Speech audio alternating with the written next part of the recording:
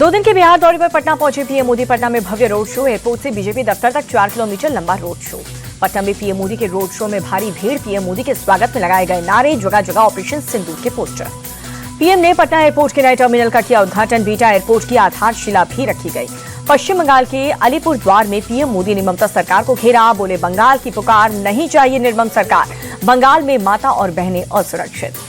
पहलगाम हमले पर अलीपुर द्वार में पीएम बोले आतंकियों ने बर्बरता की है, सिंदूर मिटाया, सेना ने आतंकियों को सिंदूर की शक्ति का एहसास कराया। पीएम मोदी के हमलों पर ममता बनर्जी का पलटवार, कहा कि ऑपरेशन सिंदूर का राजनीतिकरण गलत, पीएम सिर्फ रैली करने में लगे हुए हैं। पीओके को लेकर के रक्षा मंत्री राजनाथ सिंह का बड़ा बयान, बोले कि पीओके के लोग हमारे अपने हैं, वो भारत में मिलना चाहते हैं, वो दिन दूर नहीं जब पीओके खुद वापस आएगा। राजनाथ सिंह बोले पाकिस्तान से सिर्फ आतंकवाद और पीओके पर बातचीत होगी, आतंक का कारोबार चलाने के लिए पाक को भारी कीमत चुकानी पड़ सकती है। गोवा में रक्षा मंत्री राजनाथ सिंह ने समंदर के रास्ते दुनिया का चक्कर लगाने वाली महिलाओं का स्वागत किया। रक्षा मंत्री ने भारतीय सेना में महिलाओं की भूमिका का जिक्र किया।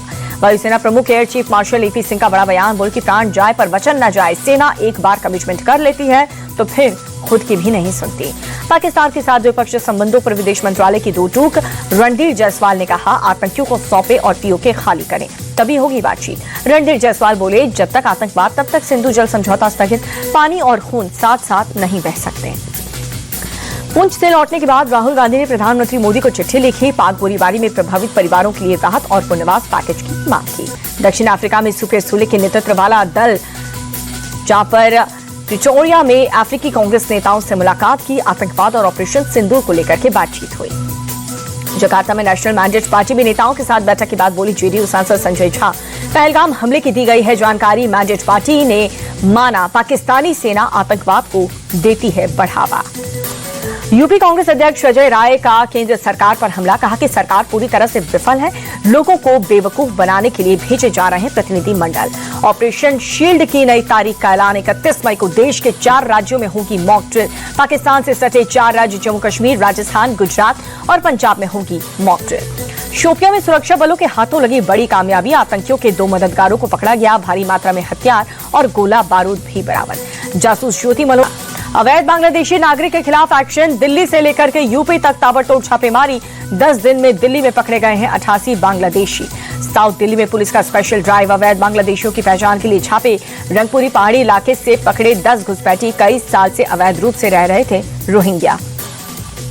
दिल्ली के नरेला इलाके में 4 अवैध बांग्लादेशी नागरिक को हिरासत में लिया गया, दिल्ली पुलिस की क्राइम ब्रांच ने कार्रवाई की। यूपी में अवैध बांग्लादेशियों के खिलाफ एक्शन जारी, बरेली में घुसपैठियों की पहचान के लिए छापेमारी, जांच के दौरान 47 संदिग्धों की पहचान की गई। भारत दौरे पर न्यूजीलैंड के उप प्रधानमंत्री और विदेश मंत्री, दिल्ली पहुंचने पर किया गया स्वागत। सीडीएस जनरल अनिल चौहान 30 मई से सिंगापुर दौरे पर जाएंगे, शांग्री-ला वार्ता में लेंगे हिस्सा, अपने समकक्ष के साथ विपक्षी बैठक भी करेंगे। छत्तीसगढ़ कोयला घोटाला मामले में सुप्रीम कोर्ट का बड़ा फैसला, निलंबित आईएएस रानू साहू को अंतरिम जमानत दी। शिमला के संजौली मस्जिद मामले में कोर्ट का बड़ा फैसला, जिला अदालत ने अवैध निर्माण तोड़ने के आदेश पर लगाई रोक, 5 जुलाई को होगी अगली सुनवाई। आरएलजेपी नेता आकाश यादव को पशुपति पारस ने पार्टी से निकाला, 6 साल के लिए निष्कासित। तेज प्रताप यादव की कथित प्रेमिका अनुष्का के भाई हैं आकाश। लालू यादव पर केंद्रीय मंत्री गिरिराज सिंह का हमला, कहा कि लालू ने ऐश्वर्या की जिंदगी तबाह कर दी, बिहार की बेटी कभी माफ नहीं करेगी। गिरिराज सिंह बोले ऐश्वर्या को लालू परिवार ने प्रताड़ित किया, लड़की की आह लालू को खा जाएगी। आईआरसीटीसी होटल घोटाले में दिल्ली की रॉज एवेन्यू कोर्ट ने फैसला सुरक्षित रखा, 23 जुलाई को सुनाएगा फैसला, लालू यादव भी आरोपी है। जनसुराज पार्टी के संस्थापक प्रशांत किशोर का बीजेपी पर अटैक, कहा कि अगर नीतीश एनडीए का चेहरा है तो बीजेपी घोषणा करे, जनता बता देगी लाडले हैं या फिर नहीं।